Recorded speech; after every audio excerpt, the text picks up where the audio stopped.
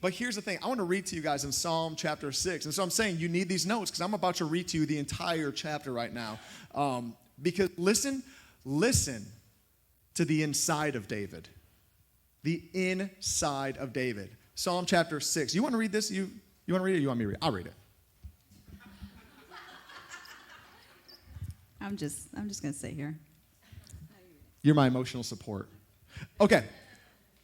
O Lord, don't rebuke me in your anger or discipline me in your rage. Have compassion on me, for I am weak. David said that. I am weak.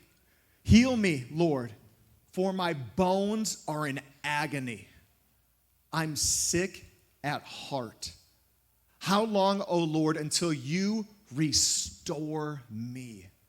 Return, O Lord, and rescue me. This doesn't sound like the dude I was just describing, does it? Listen to this. This is what's going on internally inside of him. Save me because of your unfailing love. For the dead do not remember you. Who can praise you from the grave? I am worn out from sobbing. All night I flood my bed with weeping.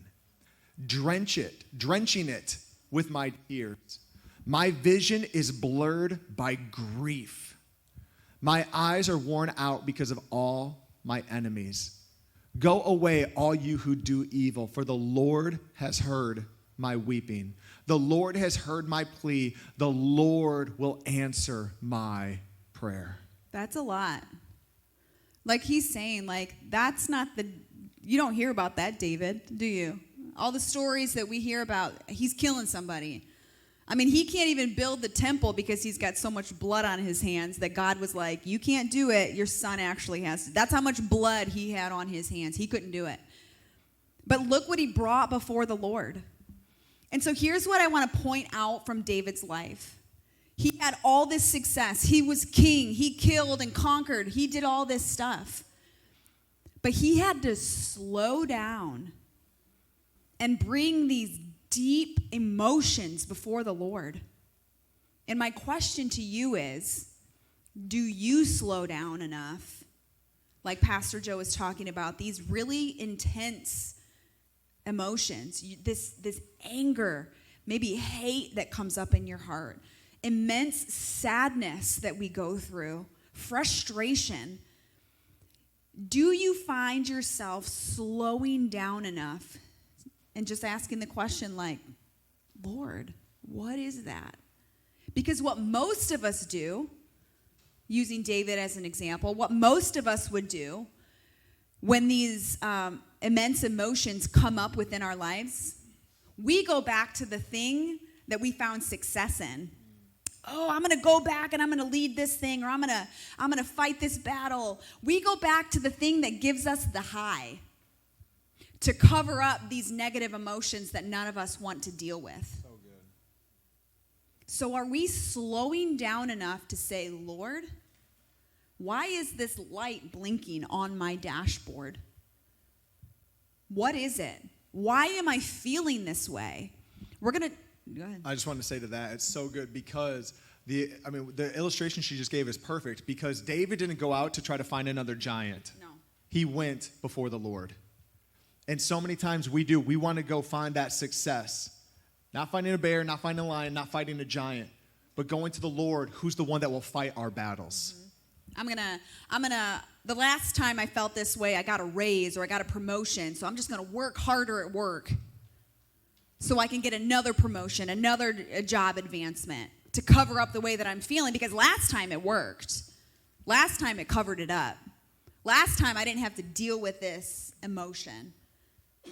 So let's slow down enough to say, Lord, why am I feeling this way? Because here's the thing. I got 3 truths about emotions for you guys right now. Write these down. They're good. Number 1, unprocessed emotions, when you bury them, they don't die, do they? When you bury something, hopefully it's already dead. You don't bury it alive and then be like, it'll die. I mean, yeah, it will. But we're talking about emotions. When you bury your emotions, you are actually burying them alive. They are not dead.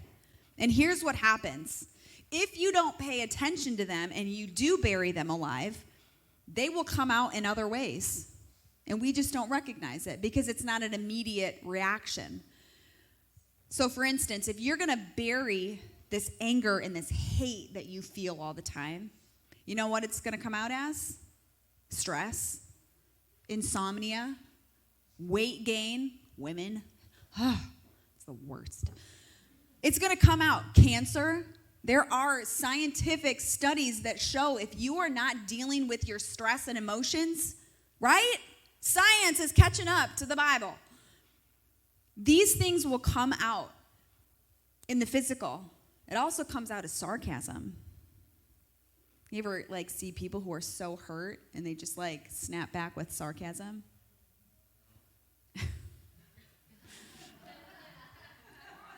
Defensiveness.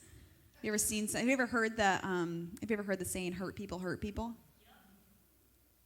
It comes out as defensiveness. It comes out as tears. Like, why am I crying right now? Have you ever said that to yourself? Why am I crying right now? So just like a car light, it will not just go away